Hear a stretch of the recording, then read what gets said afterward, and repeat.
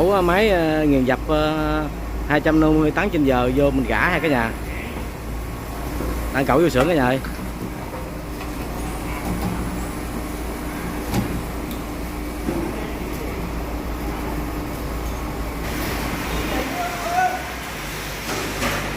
Bên bánh đà 250 tấn trên giờ mình đã ép rồi cả nhà, mình lo làm mình không có quay cho cả nhà xem. Mình đang ép ở bên bu ly mình ép cũng giống như cái bên bánh đà vậy đó cả nhà. Cả nhà cũng thông cảm cho mình ha, mình cũng làm. Cả nhà đó là dàn ép thi lực để mình cảo bu ly ra đó cả nhà. Đưa ngay, cướp lại đây, cướp lại đây, nữa đi. Liền nó bấm nó không coi nó nhìn chạy. Chạy qua đây chút xíu nữa đây.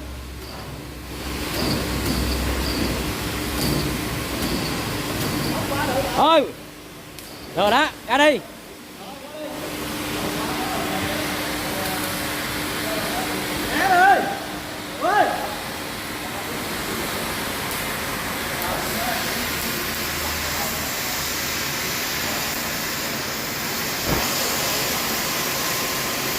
Nhiêu ký vậy?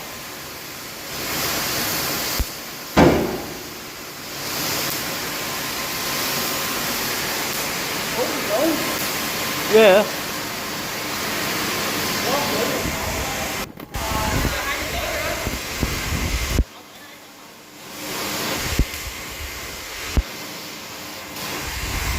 Ép ra hai cả nhà.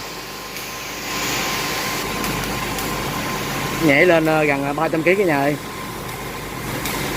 Cái này nó cool cả nhà, không phải thẳng. Cái bên bu ly nè, bên bánh đà mình cảo rồi, mình lo làm mình cũng có quay cho cả nhà xem, cả nhà cũng thông cảm.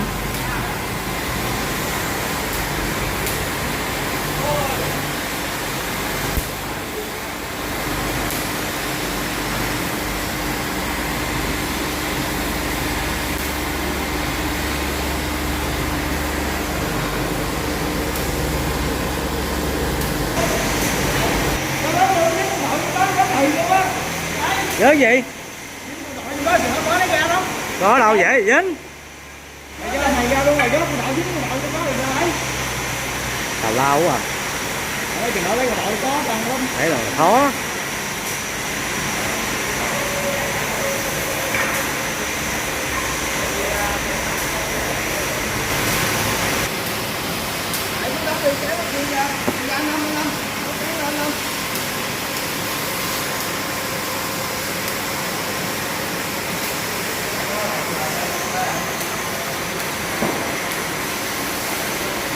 Lấy kệ bắn á Phong ơi.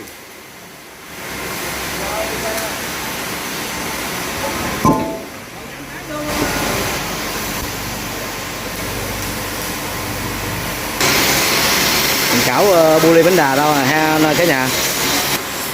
Tán này 8 kg này cả nhà. Mình mở này ra rồi mình đóng tán này ra. Đóng tán này ra xong rồi mình sẽ lấy cái nắp này ra. Nắp ra xong là mình sẽ làm thêm cái dàn cảo, mình cảo bạc đạn này ra hai cả nhà. Cảo bạc đạn ra xong đầu cả nhà thấy là có 5 canh nè. Có 5 canh này cả nhà, mình cảo 5 canh này ra luôn. Rồi mình mới lấy cái nắp này ra. Cái này là mặt trà cả nhà.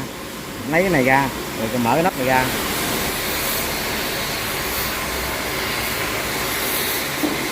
Cái này là cuôn này cả nhà. Đầu này là đầu nhỏ. Ở trong là đầu lớn là cuôn.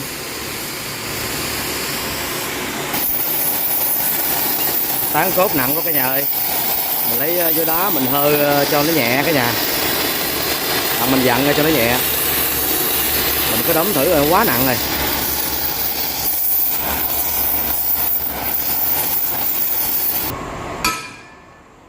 Nhẹ nhẹ nó cũng ra nữa. Nó không dám đẩy nghiêng vậy. Ừ.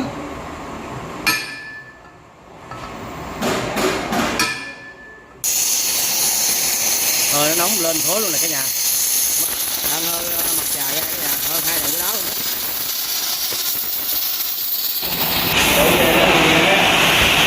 Hơi dưới đá ra mặt trà này cả nhà. Mặt trà với nắp nó rời hết cả nhà. Nắp là rời, cái mặt này là rời hết cả nhà.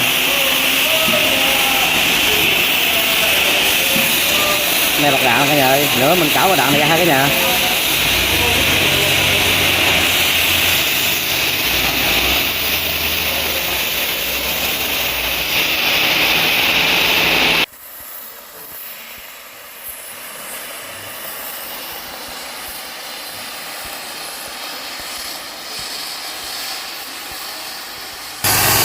Hơn tán rồi hai cái nhà tới mình hơn cái mặt cam với cái nòng canh ra cái nhà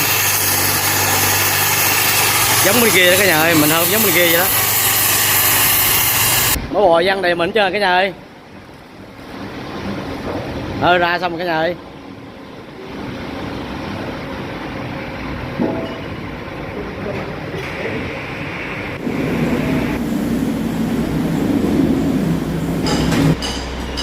Anh em mình chuẩn bị cảo bạc đạn ngoài ra hai cái nhà xem cho kỹ. Mình đang chế cái dàn cảo đó cả nhà, 2 miếng mật ram rồi mình để ra phía sau rồi mình hàn dính lại, hàn thiệt chắc luôn hai cái nhà.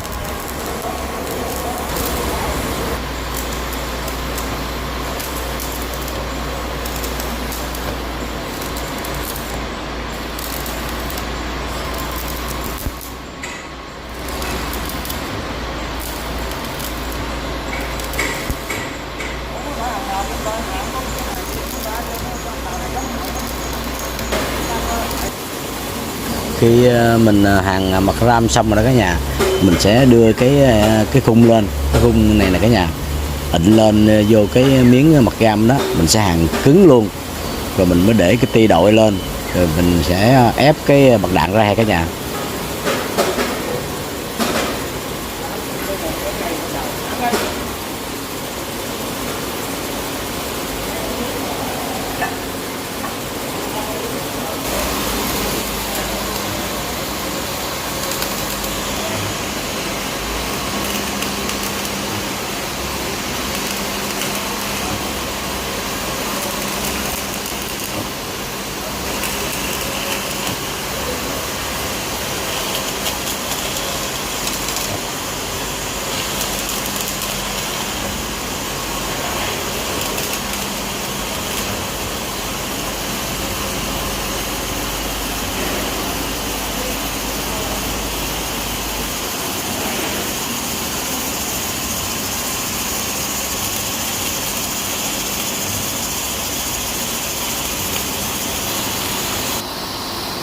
Anh em mình hàng cứng hết trơn là cả nhà nhìn ha, cái ti đội 4 cây căm cái khung nữa cả nhà hàng chắc luôn rồi. Cả nhà đừng pha hả ép ra, cái nhà để cho nguội xong xuôi mình mới hơi vô đá ha cả nhà.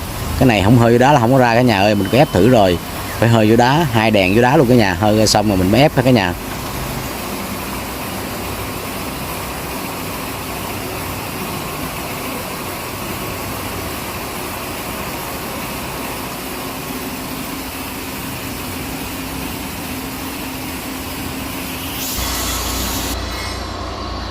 Bà đạn ép ra ha cả nhà, mình hơi vô đá ha cả nhà.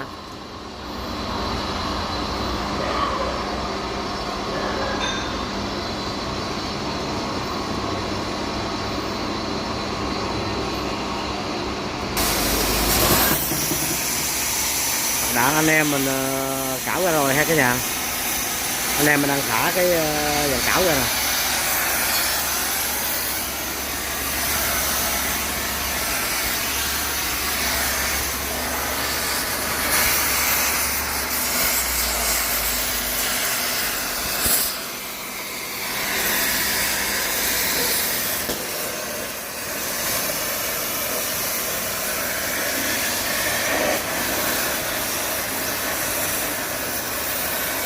Ép lên gần 300 kg cả nhà ơi.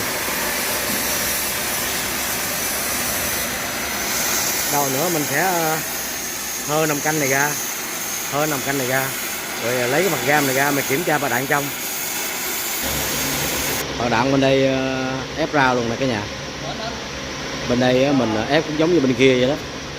Thảo xong vệ sinh xong xuôi mình kiểm tra rồi mình sẽ lắp ráp vô lại.